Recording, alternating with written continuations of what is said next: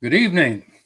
Welcome again to our class on recovery and grace. Tonight, we're going to be summarizing the 12 steps of AA, like we've been looking at all along, by reviewing the 12th step. And you have it on your screen here. I'll take a look at it. I'll read it to you. Having had a spiritual awakening as a result of these steps, we tried to carry the message to alcoholics and to practice these principles in all our affairs. Now, it's easy for me to spot someone in recovery. I know Alcoholics Anonymous says, oh, well, I've got to remain anonymous and I've got to protect the anonymity of other people. So I don't want to tell people they're in recovery, but really, when you stop and think about it, it's real easy to see someone who's in recovery. I don't mean by the way they dress. I'm not talking even about the way they talk necessarily. But to spot someone in recovery, all you have to do is look for someone who's actually loving other people, actually caring about other people.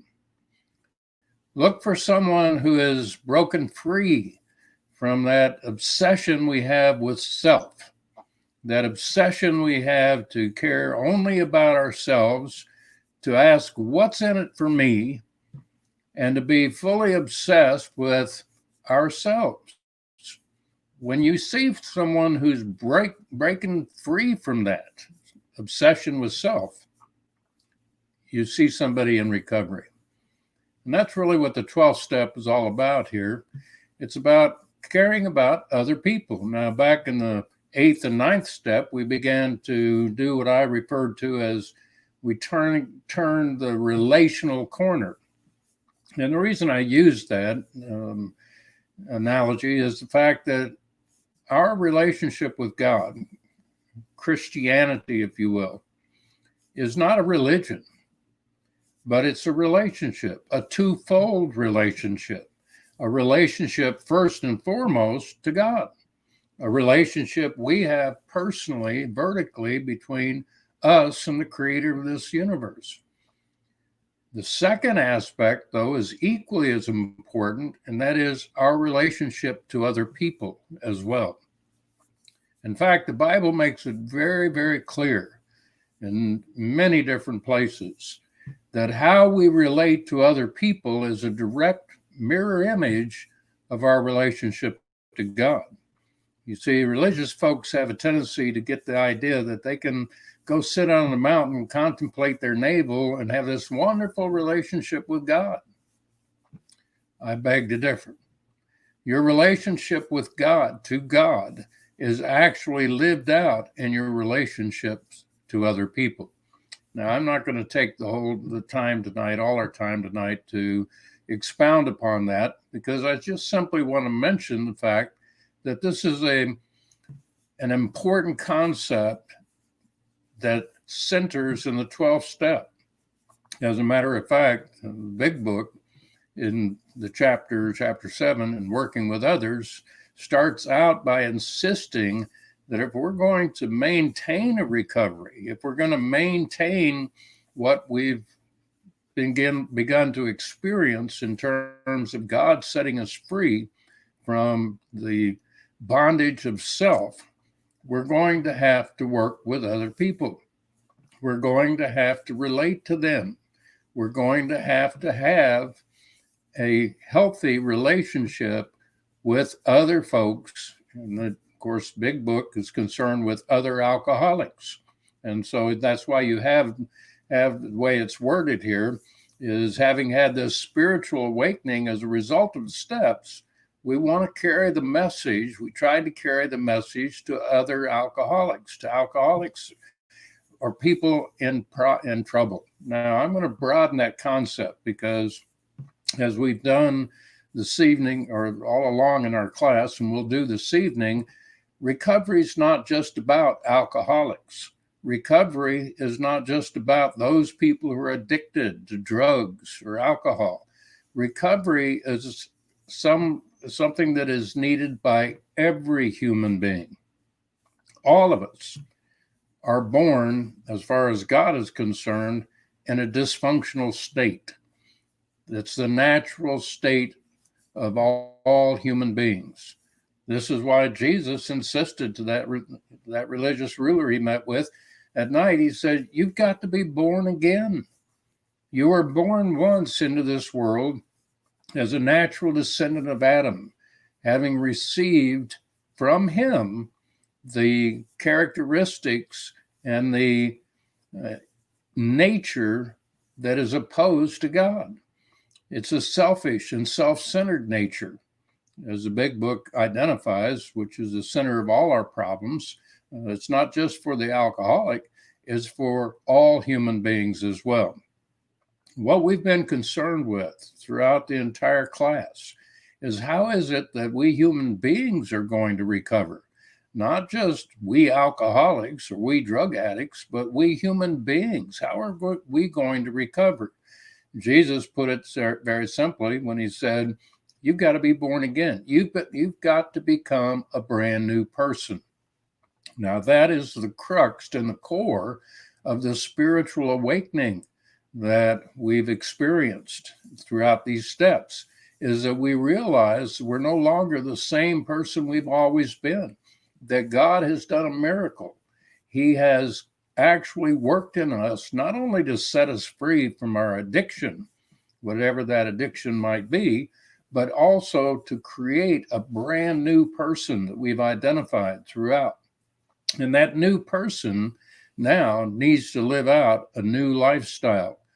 That's a lifestyle of recovery that I also refer to as a lifestyle of grace and truth, because our recovery is by the grace of God.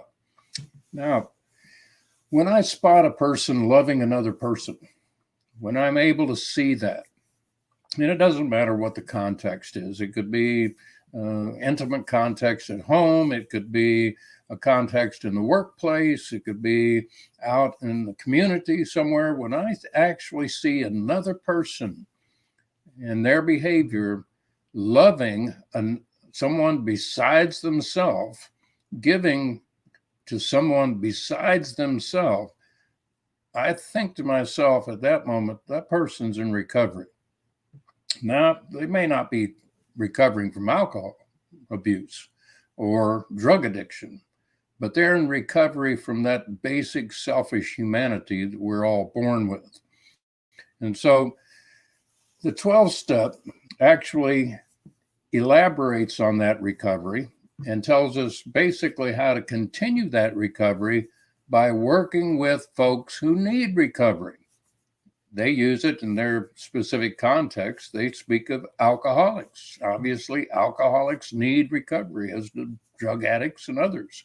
But I want to expand the concept here to include all human beings. All human beings need recovery. That natural, self-centered lifestyle has been transformed into a compassionate lifestyle of concern for the welfare of others. People who are living this new lifestyle of recovery are capable and excited about loving others, just like Jesus. The spiritual awakening referred to in the 12 steps, we're going to talk more about in our panel discussion this evening. But the spiritual awakening in these 12 steps is the best way to think of it is it's a fundamental change in the way we see God, we see ourselves and others.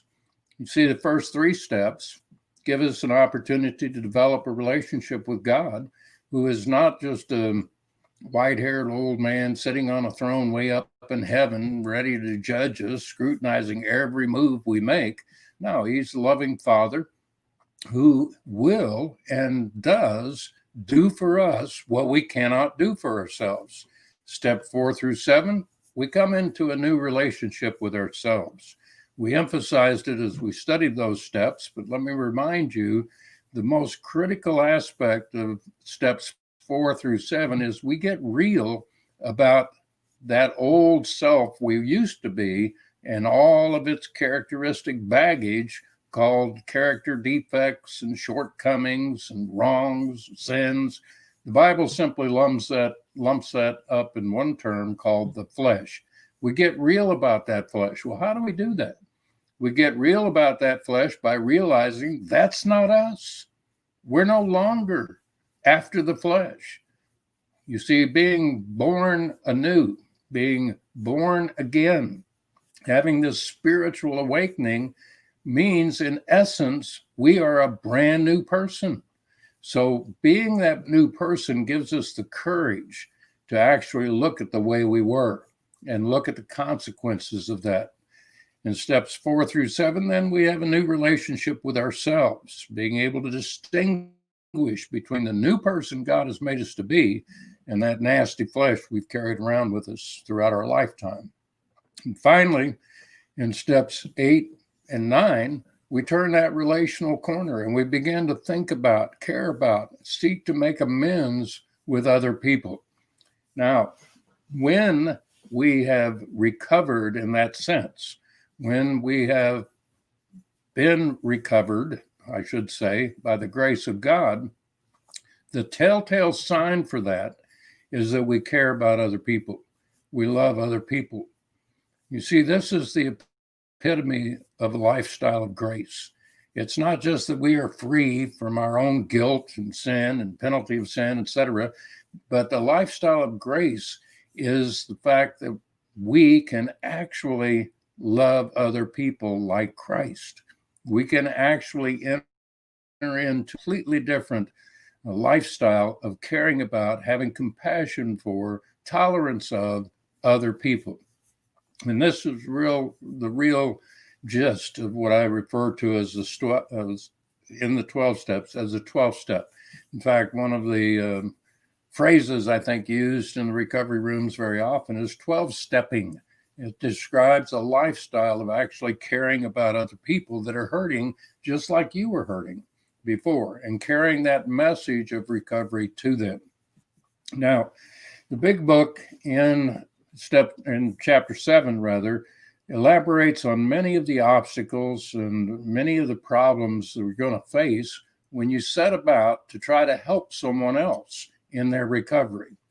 There's one or two things I want to mention just kind of in passing here that I think are vital for us to understand. The number one thing is it is impossible for you to help someone who doesn't want help. They need recovery. Everybody around them knows they need recovery. Everybody sees their dysfunction. Perhaps many people are affected by their dysfunction directly, but unless they want recovery, there's nothing you can do to change them. Keep this in mind when you start to work with other people and carry the message to other people. They will not receive it unless they want to recover. The big book does an excellent job, by the way, in that chapter of guarding us from making those kinds of mistakes. And reading between the lines, I can see that those folks that were writing that big book had some experience along that line themselves. But the other thing I wanted to mention is you can see all kinds of people who need recovery, but they don't want recovery. Well, what do we do then? When they don't want recovery, leave them alone. Do not moralize. Do not seek to condemn them in any way. Do not try to guilt them into a change in their lifestyle, because remember again, we can't change ourselves, much less anybody else. So when it comes to doing the 12th step here, we have to follow exactly what the Spirit of God is leading us to do with regards to those people.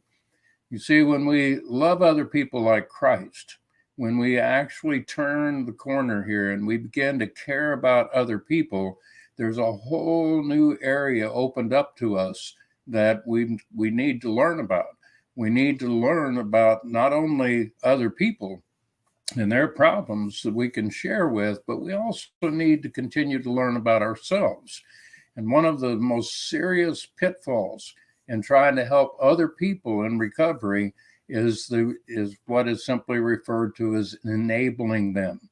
This is when we try to comfort those who are hurting in recovery, and we wind up enabling them instead.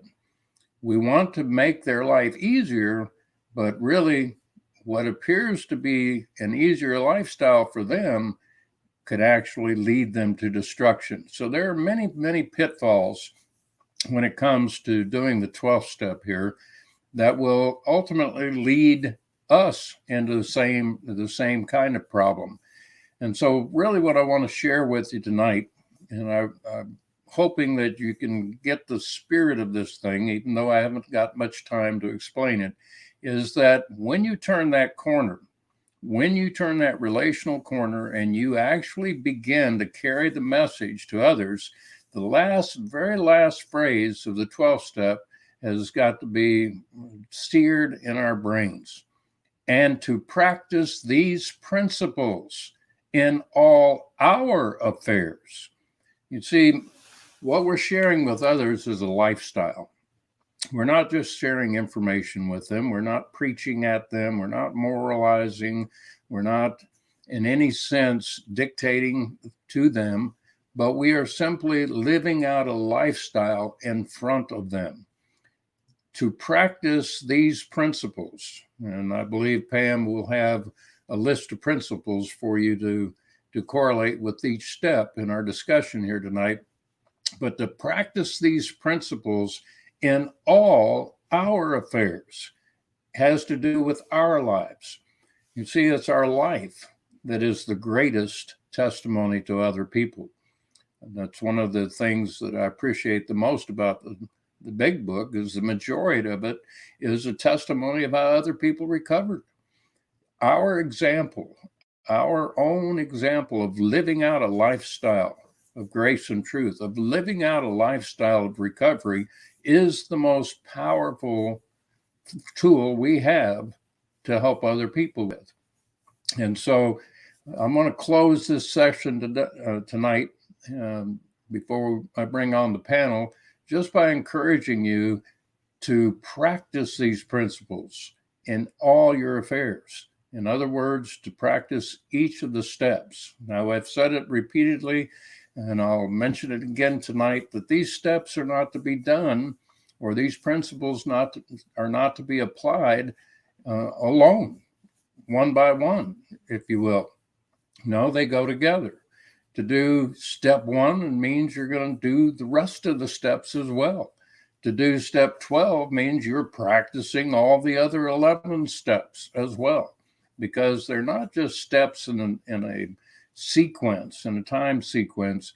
They are principles that have to be applied, maintained, and applied in our lives, remembered and practiced in our lives to be effective, to maintain not only our own recovery, but to truly help other people in theirs as well. So I'm going to quit at this point and bring our panel in to give us some further insight on step 12. Currington back with us again, and Pam Herman with us. Tom's with us, and of course, Bill is our host here tonight, actually running the thing. So I'm glad to see all of you guys again. And I really want to follow up a little bit on these principles, practicing these principles. And Pam, why don't you start out sharing your experience with that, and also the principles that we have correlated with each step. Thank you. When I started attending meetings and I heard the term spiritual awakening, I had absolutely no clue what that meant. I was not a Christian. I was not particularly interested in becoming one. So if that's what it meant, and one of the things that I appreciate the absolute most about a 12-step program is that it is not a religion. It is a path for living. And some people find a Christian and find Jesus on that path, and some people don't. That's an individual experience. But this spiritual awakening that it talks about, it was the way I came to think of a spiritual awakening was it was like waking up in the morning. I came to an awareness of a reality that I hadn't been aware of before. If I'm asleep, I am not awake. I don't see the sun. I don't see. So a spiritual awakening for me was that I awakened to a spiritual reality, not a theory, but a reality. And I did it by doing the steps. I saw what God did in my life, and in my case, specifically in the arena of addiction. But that's just where it started. That is just where it started. The only reason I got sober was because my life was such a wreck. And just getting sober did not solve that problem. I tell people all the time, all getting sober does is restore you to your original pain and insanity. What you've got to have is recovery. And that is what happened for me by doing the steps. I saw a new power come into my life. I made a decision to trust that power instead of my own. I went through this process so that I was awakened to an entire another arena of life that I never knew existed as a viable force in my life, something that would actually make a difference in how my day went and how I lived my life. So a spiritual awakening for me came slowly over time. I did not have a big white light spiritual experience. It was something that, as the big book describes, the educational variety. And it happened as a result of taking the steps. Somebody asked Clarence Snyder one time when they should start doing step 12. And Clarence is quoted as having said, once you've had a spiritual awakening. And I think that part of the reason, at least, why Clarence may have said that is because if I haven't had that, my attempts to work with others is going to be selfish and self-centered. I am going to be trying to get my personal worth out of getting other people sober, out of helping other people. And as anybody who's been in a helping profession for any particular length of time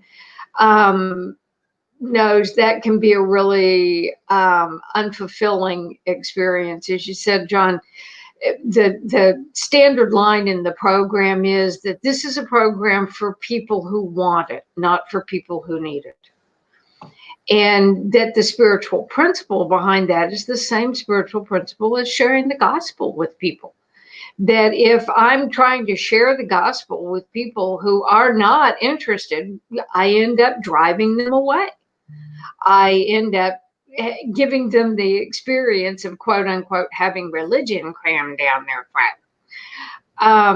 And that it does not serve any purpose any more than trying to bring someone onto a 12-step path. When it comes to the principles, I had been sober for years, and the 12 steps, and before somebody said, do you know the principles behind the steps? And I'm like, well, I don't know. What do you mean? And they showed me that there was a spiritual principle behind each one of the steps. Have you got that, Bill? That the spiritual principle behind step 1 was honesty, step 2, hope, step 3, surrender, step 4, courage, step 5, integrity, step 6, willingness, 7, humility, 8, love, 9, responsibility, 10, discipline, 11, awareness, and 12, service. And that these spiritual principles were worked into our life by the working of that specific step. Now, this really opened up a whole new world for me when I learned that each one of these principles, you can call them spiritual principles, you can call them universal laws, you can call them whatever you want, but that what they are this spiritual laws that govern the operation of the human soul. They operate in the soul realm the same as gravity operates in the physical realm.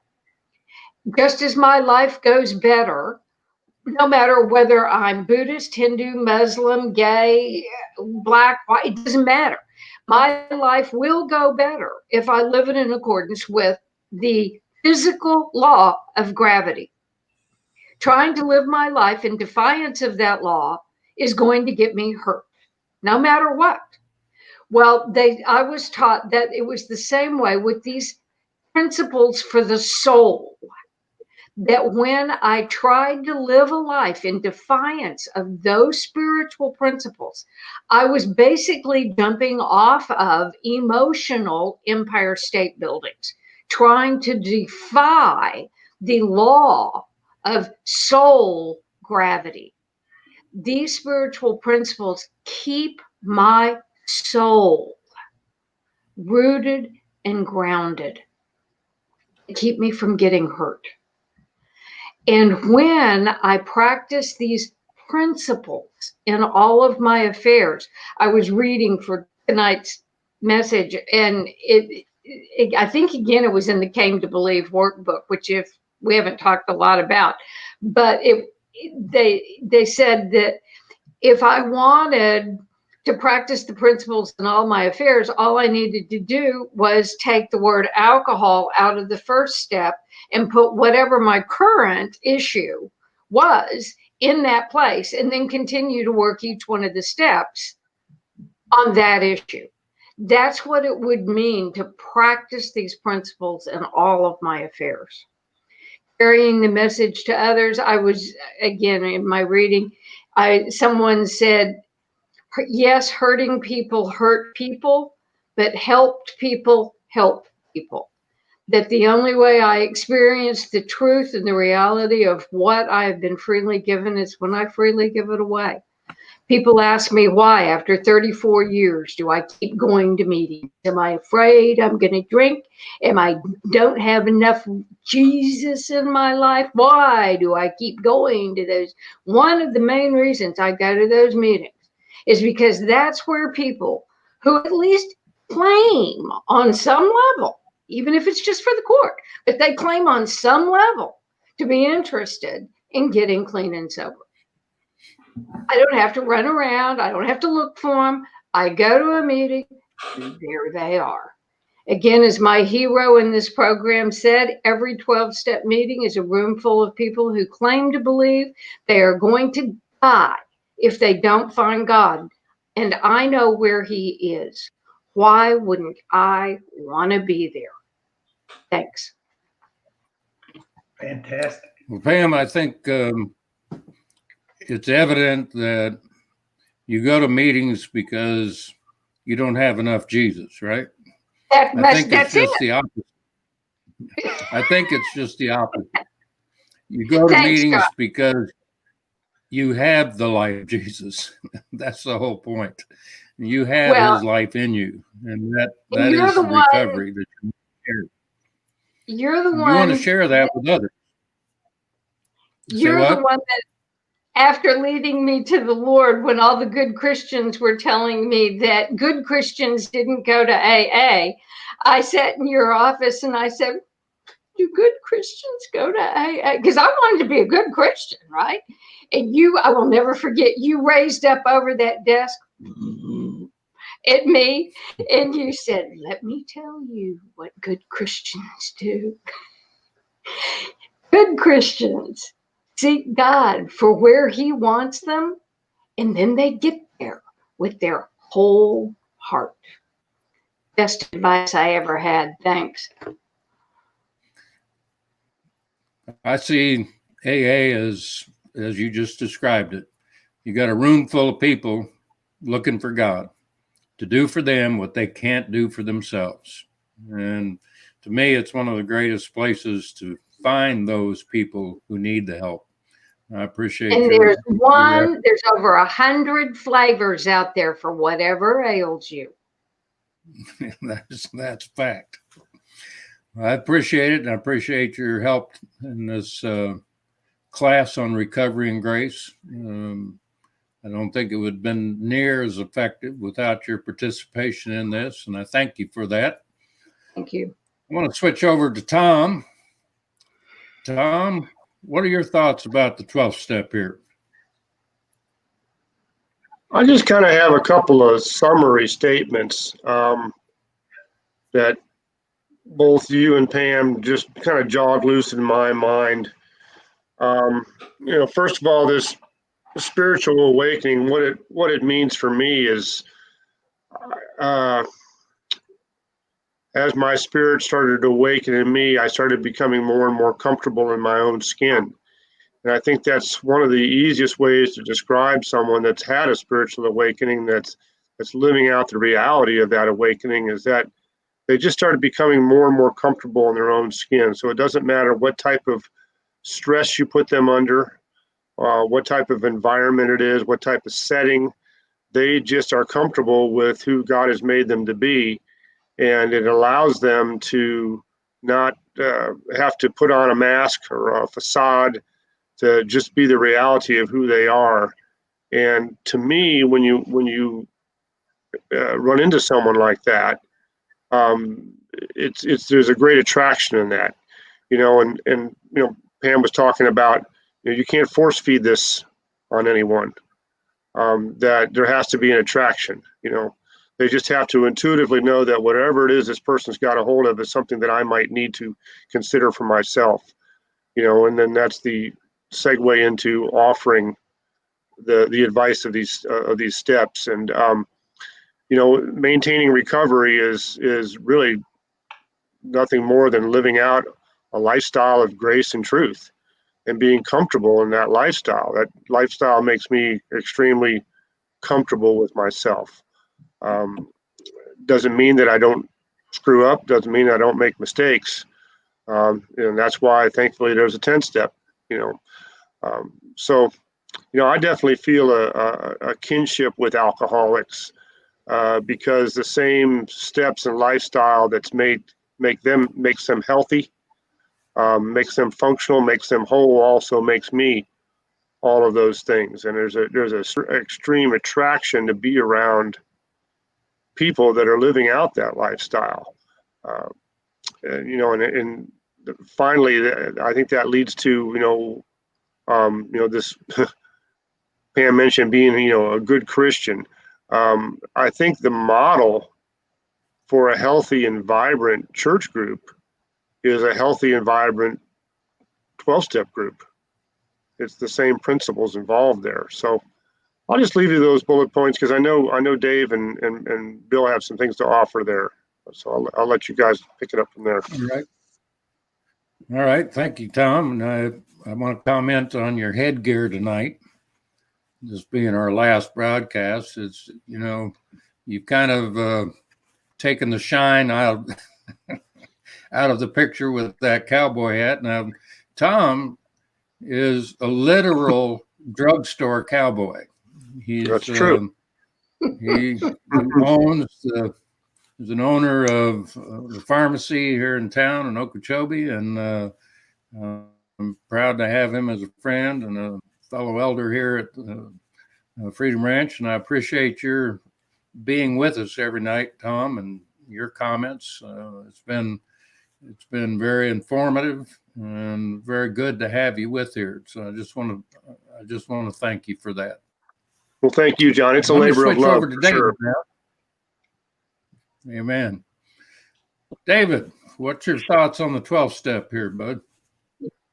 Well, I have to back up to a statement in the big book in the foreword where it talks about that we 100 or thousands who have recovered from a seemingly hopeless state of mind and body. You know, for me, alcoholic drug addict, I had a mind that was, you know, tainted and polluted deeply by drugs and alcohol, and very selfish and self-centered. That's the only lifestyle I knew. And the process of working these steps, and in the process of learning who I really am, because I also, along in that, I was extremely lost. I had no identity. And I mean, no identity. The only identity I had was work and drinking. I was a very, very lost person, very confused about life, didn't know how to enter into life. And that's just the way it was laid out for me from the beginning. So working these 12 steps, you know, the book talks about a seemingly hopeless state of mind and body. Well, I was definitely had a seemingly hopeless state of mind and body. And working these steps, and then along with, in conjunction with, learning who I was, who God made me to be, just started opening up the fact I had an identity now. I was something. I was somebody. I was loved. I was accepted. I had meaning and purpose. Those things were radical for me. But then I also had a mind that would carry me back to drugs and alcohol. And that's, you know, so the aspect of the 12 steps, walking through the steps, working the steps as they're laid out in the book, has relieved that mental obsession of, you know, that would come back on me. And it's just, I mean, I've had some spiritual experiences, but the spiritual awakening is a state of mind that my needs are met daily. And we can go into the physical needs, which were important to me. And God showed me how he takes care of those. I trust him to do that. He provides. And then into the personal needs being met, you know, just made a major difference. And so I guess to bring it all together, the awakening is a state of mind that as long as I continue to practice the principles that we talked about, that Pam so graciously presented to us, the 12 principles, if I practice those principles and keep my part of the street clean, like, you know, people offend, we get resentments and stuff. If I do that, I keep this awakening going on a daily basis. And it's very important for me today. And the reality, another part of the awakening is the reality that when it's going okay, I'm being led by the Spirit. And then when things start getting in the way, the part of the awakening is being able to see that, being able to recognize that, not having to go down a path that leads back to not being able to see again. So the awakening is very important to me. And practicing the principles is part of that. And then turning the corner, as John talked about, helping other people. For me, that's just I don't know, it just comes natural. As working these steps, realizing who you are, it's just a natural flow. It's not something that you have to force. I don't have to force myself to do it.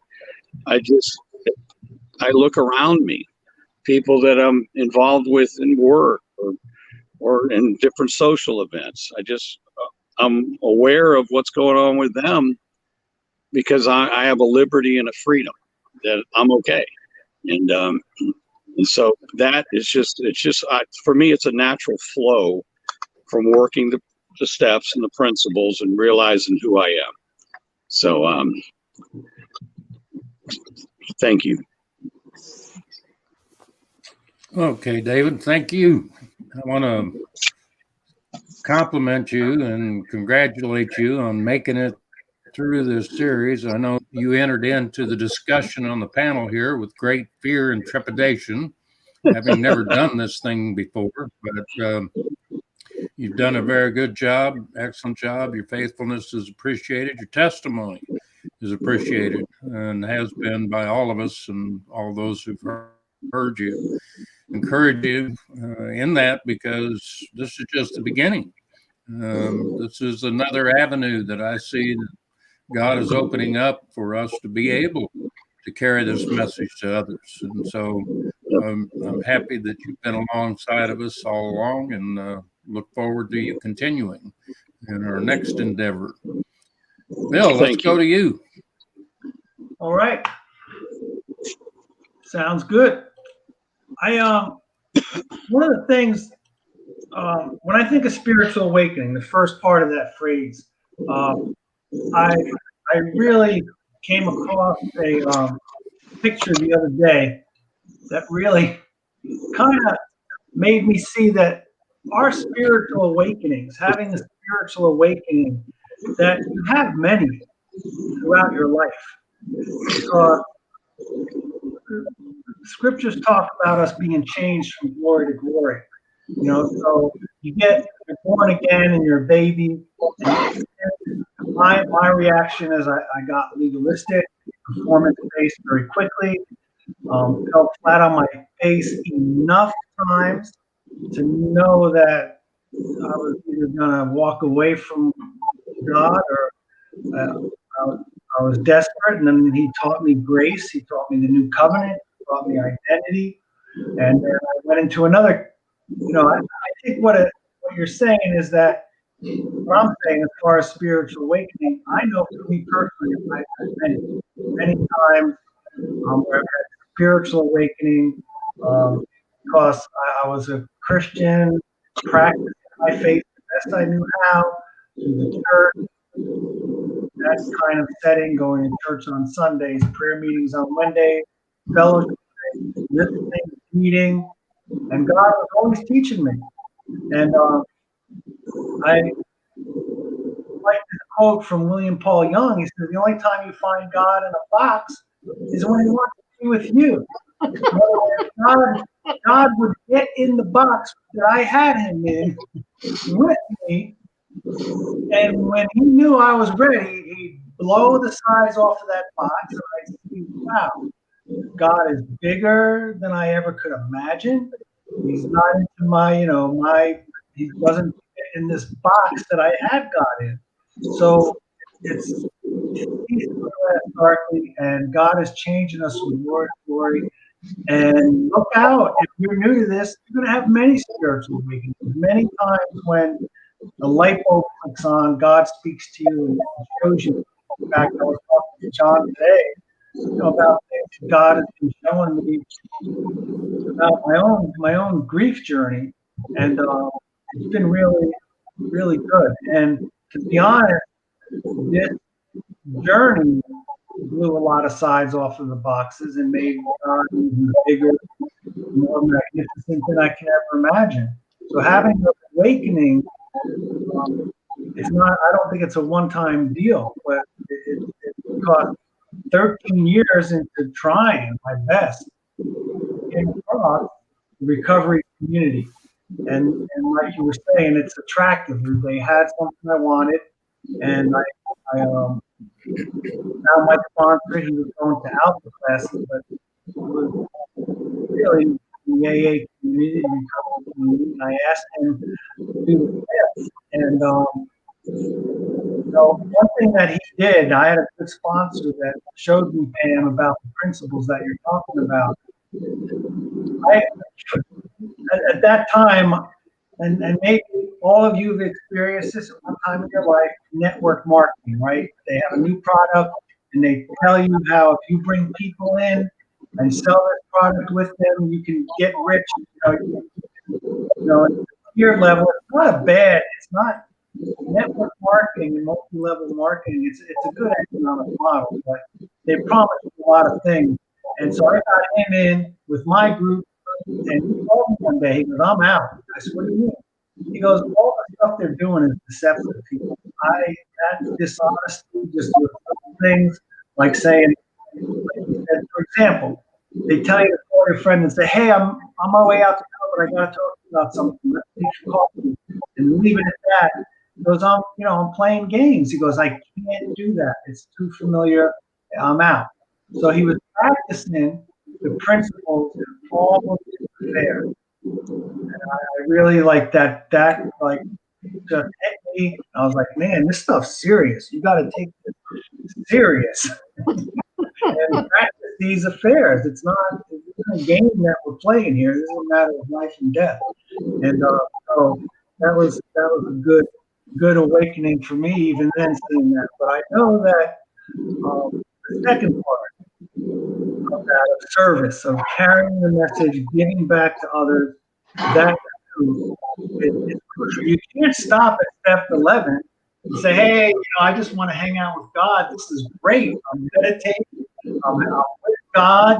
This is beautiful. That God is all I need." You'll just go backwards. And I remember, John, when the Access to Recovery money started coming in and we started training and working with people. And we were with that group of bank robbers up there in Ocala, the Time for Freedom Ministry guys, and the late Rico Lamberti was there, God rest his soul. And there was you were teaching and training, and I think it was the guy that was working with Jeb Bush, the czar or whatever. He asked you, he said, "So many of these people, it doesn't stick. What is it? What is it?" And you pointed to Rico and some of the other guys, and you said, "This is it. They're carrying the message. They're doing step 12. They're giving back. They're serving and loving other people." You have to get on the offensive and love other people. And that's exciting. Like that part is so exciting, serving and giving back. But it's crucial. You can't, as nice as it would be to just turn on the fans and the incense and hang out with God all the time, and the heck with all the dysfunction, you got to get in there and wash feet and get down and dirty. But it's a beautiful thing. Recovery is a beautiful gift, and I like, Tom, you tied in with the church. It's the perfect model for discipleship, and I think God is never without a witness, and he had to go outside the church at that time. They didn't know what to do with the addicts to bring the message, to carry the message. And it is a beautiful thing. And I'm glad, Pam, that you didn't buckle to the legalism that good Christians don't go to AA. That's rubbish. So thank you, guys. This has been really great for me in my recovery. Thank you, Bill. I appreciate your insight on that. And I think that's a good note to end on, the fact that we are actually excited by sharing this message with other people. That is our life. That's our meaning. That's our purpose. And I know many people have struggled over and over just trying to know that they're okay, know that their needs are met. But when they take that step to share with other people, then it becomes alive. I know from my own experience over the years, when I'm working with another person, whether it's one-on-one or teaching a class, if I'm working with another person to carry the message to them, that's when I'm alive. That's when I feel like I am worthy, that I am secure, is because I'm carrying it with another person. And so it is exciting. It's an exciting lifestyle for us to live, exciting lifestyle for us to promote to others. I want to make one last comment here this evening, since this is our last class on recovery and grace. I want you all to know that how much I appreciate Bill doing the technical work here of trying to put these classes together online. He's done a tremendous job, I think, and I really appreciate not only his insight into this, but also his technical abilities. I know, Bill, you got a little comment here that says background noise coming through, sound is garbled.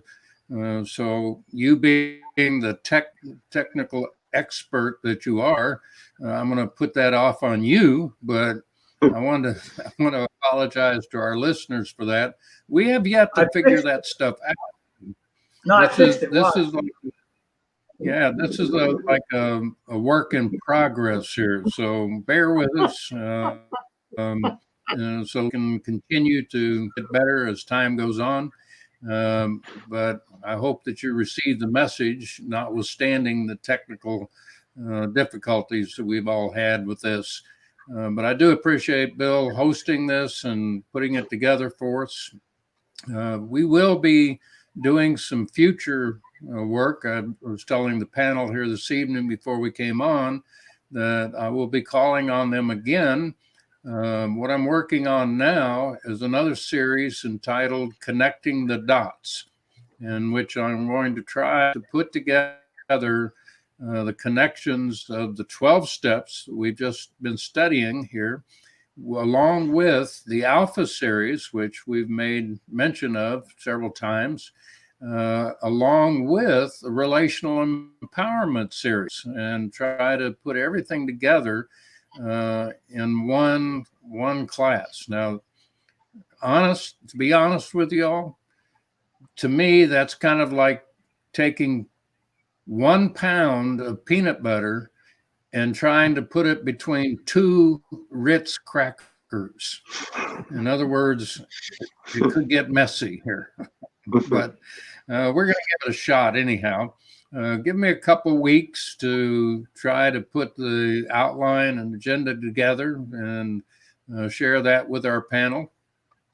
Keep, as Bill mentions all the time, keep checking back with us on whatever venue you're watching this on, whether it be Facebook or YouTube. Keep checking with us. Also on our website, alphaministries.org. We've got these classes and announcements for you to follow. But I want to say thank you to everybody, our listeners, as well as the panel tonight as we sign off. And Bill, why don't you give us a little closing statement? Pam is continuing her class. Let's mention what's going on here. Yeah, she's gonna be doing the Hurton family. We're gonna hear from Henrietta on Thursday night, 7 o'clock, and just tune in for that. And Europe, Freedom Ranch is up and running as usual.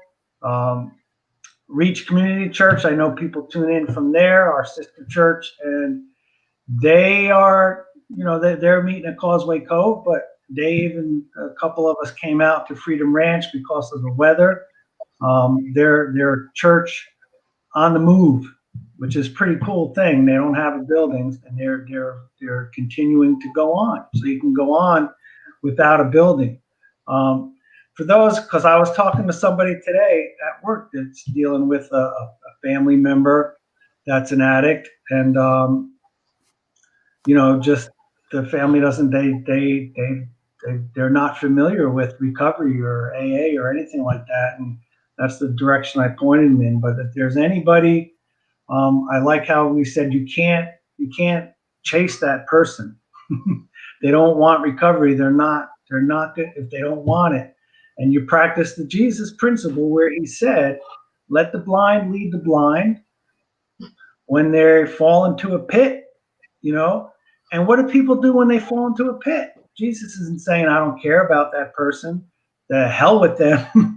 What do people, when they fall into a pit, they ask for help. Mhm. So that's what you wait. You wait on that person when they've had enough. They've had enough. And so get in touch with us if your family's struggling, if you're struggling.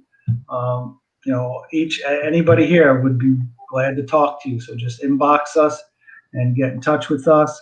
And we're here. And always remember, God's grace is sufficient. His power is made perfect in weakness, and nothing at all will ever separate us from the love of God in Christ Jesus. Amen. Good night. Practice the principles.